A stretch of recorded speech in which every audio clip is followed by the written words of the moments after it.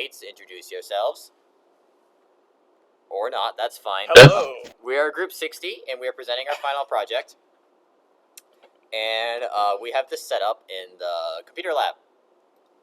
So, all the other processes are running. I'm going to run the first process.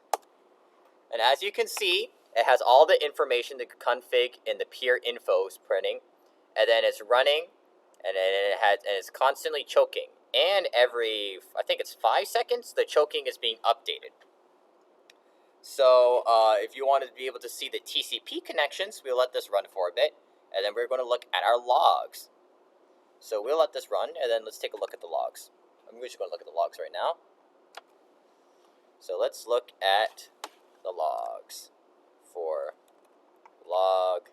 Oh, I'm typing this with one hand. Log. Hey, Eric, can you type this in for me? I have one hand right now. Yeah, just go into that. Log 1001. Perfect. Wait. Cat. Yes, we're gonna need to do that, and we're gonna look at it. Perfect. You shut it down a little bit earlier just for the sake of time, but as you can see, they are clearly connecting. At the beginning, we saw the handshake. If we scroll up, we might be able to still see it. Yes. See, here is the common config info, so it's properly reading that. Here is the peer info config, properly reading that. So there's all of that. So that was the first peer. Mm-hmm. And as you can see, the first peer didn't connect to anything itself, and all the latter peers ended up connecting to it instead, right? So that's connected from. Exactly. So you can see that, and you can see that peer 1 is receiving all the bitmaps from peer 2, peer 3, and peer 4, which all happen to be empty. And notice how peer 1 is being unchoked every so often.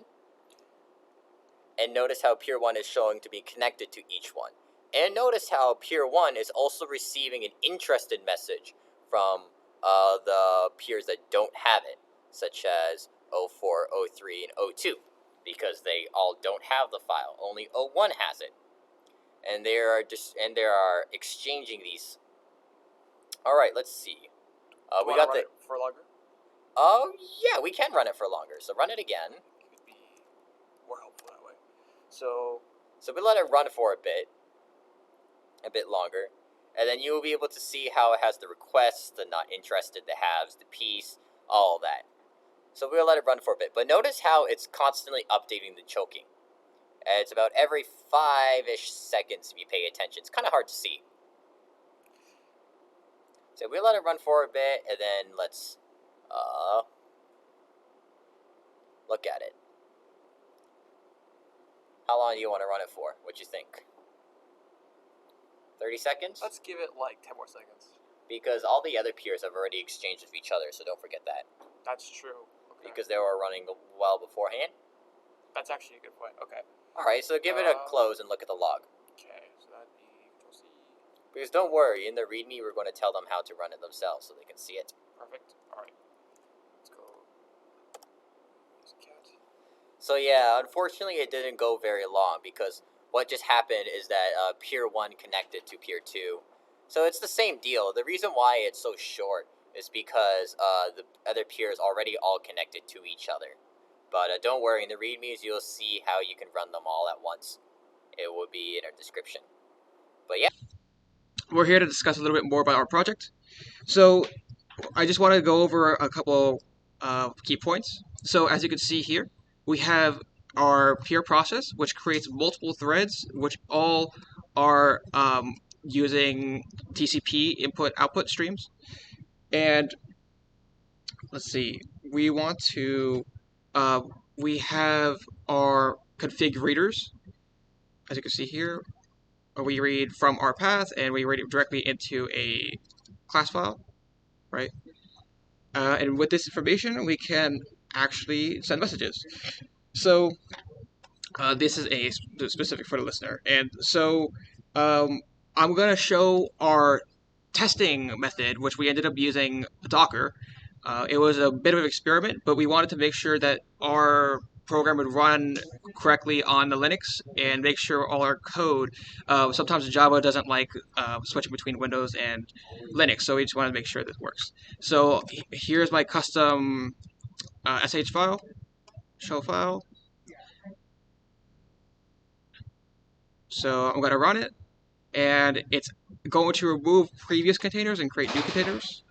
And within those containers, it takes our process and put it and writes logs about it. So you can see it all created here, but more importantly is the actual information. So we can go in here and see the logs, right?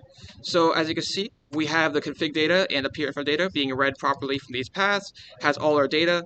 As you can see, mostly we have our bit maps, we have connections being made, we have a handshake acknowledgement. From each of these, and I'm going to show a more proper form, but this is a more debug. And let's go into the actual file. So we write it as a file as well. And let's go and make sure these are all exist. So this is right here. So we have connection, bitmaps, we have unchoking, we have downloading, we have. It goes through every single part of the download, downloads all these different pieces, updates its bitmap, done. And it keeps going. So as you can see, it connects to all the different peers, which is awesome. So connected to peer 7 too. It requests, it receives pieces, and it should work.